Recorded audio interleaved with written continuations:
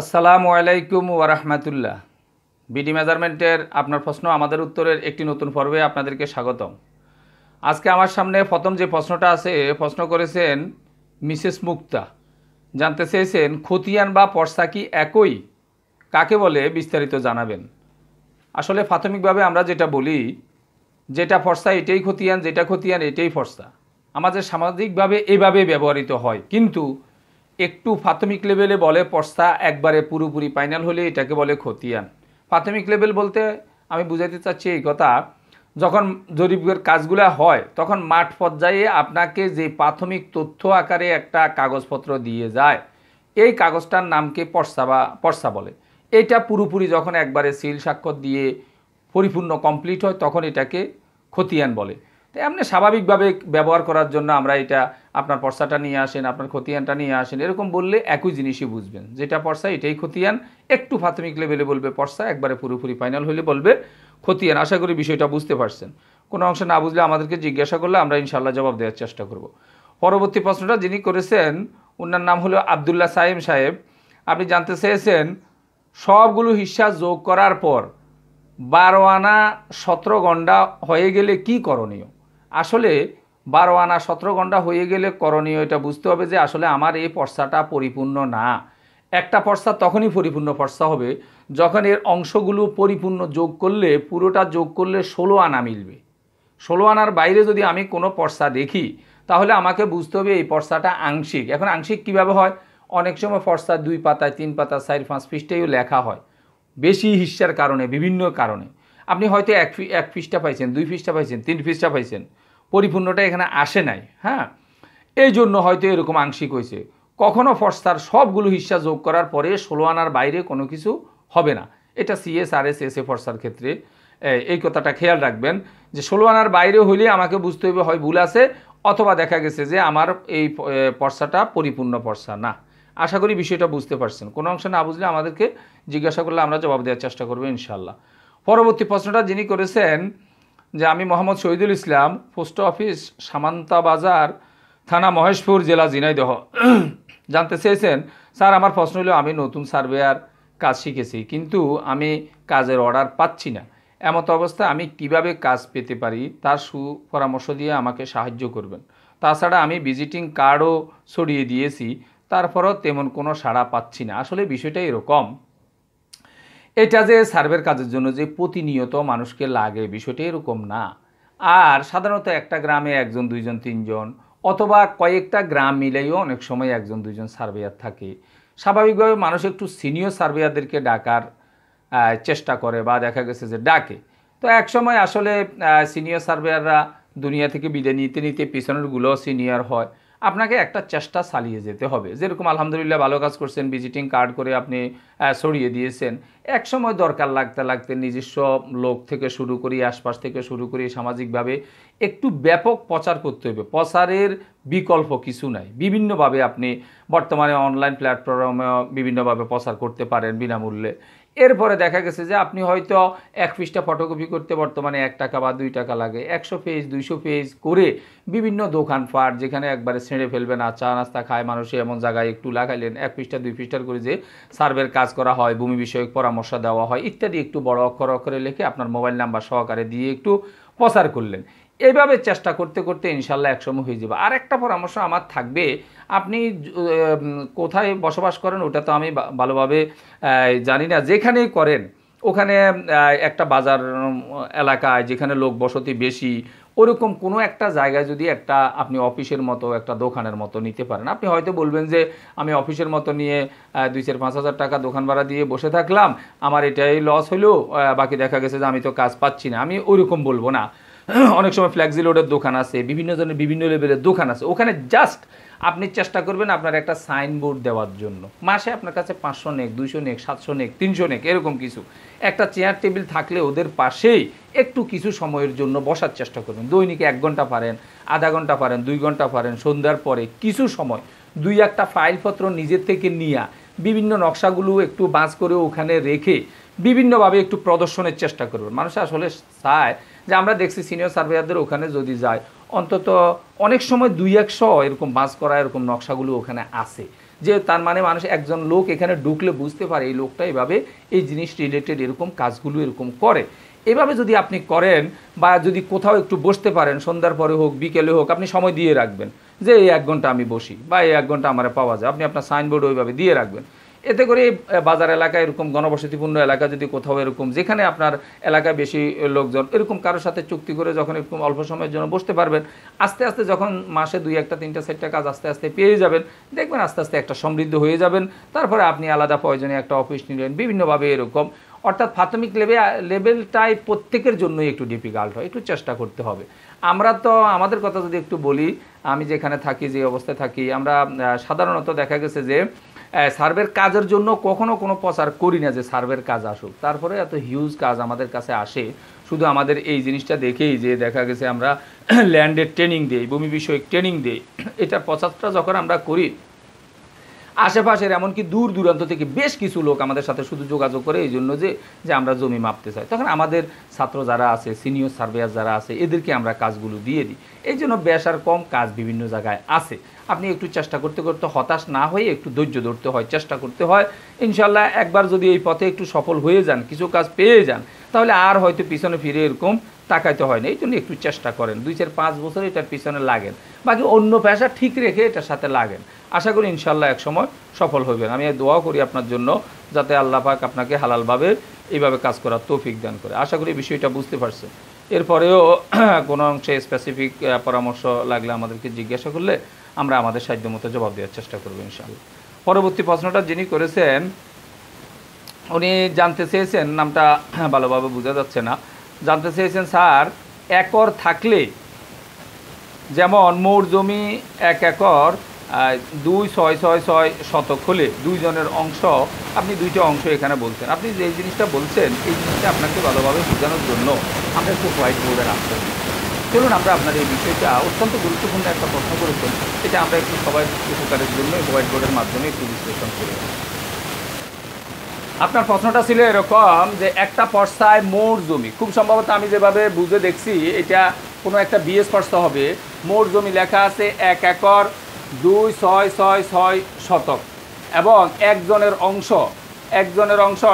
অংশ আপনি দেখাইছেন 578.95, আরেকজনের অংশ হইল 421.05।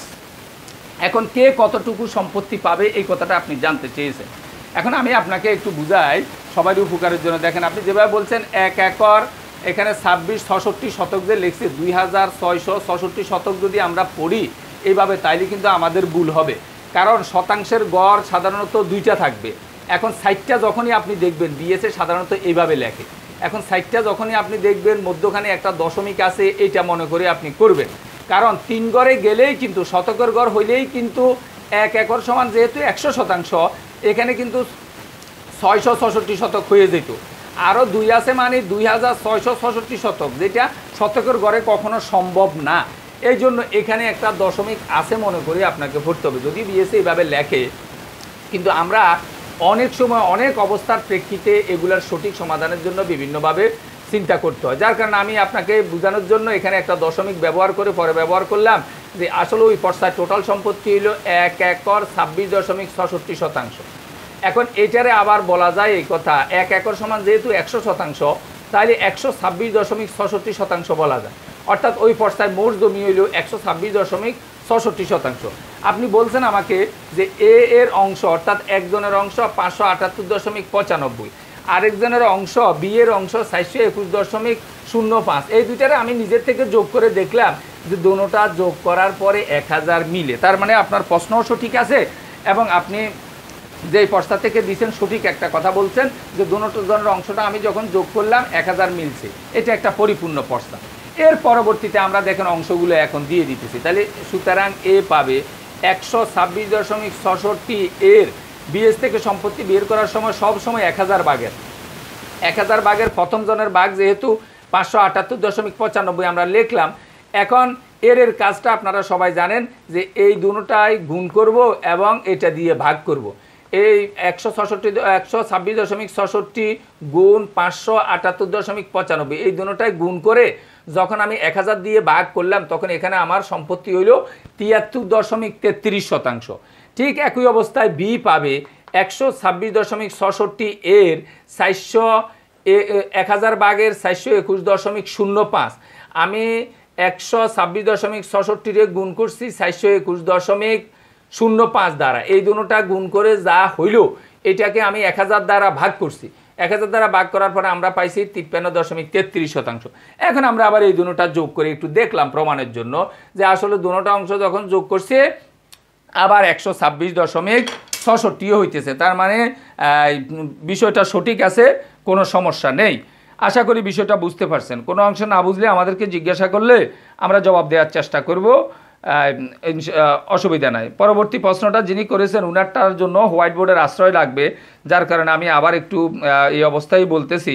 আপনি লিখছেন, আপনার নাম হলো তাজুল ইসলাম সাহেব। আপনি লিখছেন, স্যার একটি পুরনো পর্সায় 5 আনা, একটি পুরনো পর্সায় 5 গন্ডা 10 তিল কিভাবে লেখা হয়? 5 গন্ডা 10 তিল, 5 গন্ডা 10 তিল কিভাবে লেখা হয় আপনি এই বিষয়টা জানতে চেয়েছেন। 5 গন্ডা 10 তিল কিভাবে লেখা হয় এটাই আপনার প্রশ্ন ছিল, আপনি প্রশ্নে এইভাবে লিখছেন। পুরনো পর্সা বলতে CSRS এসেতে আনা গন্ডা কড়াকান্তি দিয়ে নিয়ন্ত্রণ করে ওখানে। এখানে 5 গন্ডা 10 তিল লিখতে গেলে এই গন্ডা এবং তিল এটা সবসময় বাংলা সংখ্যায় লেখে, যার কারণে দোনোটা যেহেতু চলে এসেছে বেশিরভাগ লোকে এইভাবে লিখে দেবো যে মধ্যখানে সংখ্যা নাই হিসাবে ওটা খালি থাকুক, যে একটু পৃথক করে এখানে 5 দিল, একটু 2-1টা স্পেস পরেই আপনার 10 দিল। আমরা পড়তে এইভাবে বলবো যে 5 গন্ডা 10 তিল। অনেকে সতর্কতার জন্য 5 গন্ডাটা এভাবে লিখে 10 তিল রেখে এটার নিচে একটা ইলেক চিহ্ন দিব, তার মানে এখানে বুঝাতে চাইতেছে যে এখান দিয়ে ক্রান্তি এবং কড়া মিসিং আছে, ক্রান্তি এবং কড়া মিসিং আছে। তাহলে এইভাবে দেখলো আমরা পড়বো যে 5 গন্ডা 10 তিল। কেউ অনেক সময় এইভাবেও লেখে, আপনি দেখবেন এই 5 গন্ডা দিলাম যেহেতু 5-এর আগে আনা মিসিং আছে, এরা একটা ইলেক চিহ্ন ব্যবহার করবে। আবার 10 তিল আছে, 10 তিলের আগেও যেহেতু সংখ্যা মিসিং আছে এখানেও একটা ইলেক চিহ্ন এভাবে ব্যবহার করবো। আমরা সর্বক্ষেত্রে আমরা এই অবস্থায় পড়বো যে 5 গন্ডা 10 তিল। আবার দেখা গেছে যে যদি শুধু একটা থাকতো, যেটা আপনি বলেন নাই, ধরেন আপনি শুধু 17 পাইছেন, এখন শুধু 17 যদি তিল হিসাবে বুঝাইতে হয় অবশ্যই এটাতে ইলেক চিহ্ন ব্যবহার করবে। আর যদি শুধু দেখা গেছে যে এই 13 আছে, ঠিক আছে, এটা আনা হিসাবে ব্যবহার, এটা শুধু গন্ডা হিসাবে ব্যবহার করতেছে, একটাই, হ্যাঁ, আর কিছুই নাই, তখন গন্ডা হিসাবে ব্যবহার করার জন্য তখন আর এটার নিচে ইলেক চিহ্ন এরকম ব্যবহার করবে না যদি সিঙ্গেল একটা হয়, যে বিষয়টা আপনি বলেন না। আশা করি এই বিষয়টা বুঝতে পারছেন। এই আনাগন্ডা কড়াকান্তি সাংকেতিক চিহ্নগুলো মৌলিকভাবে একটু জটিল ছিল, বিভিন্ন অবস্থার প্রেক্ষিতে এগুলাকে বুঝে নিতে হয়।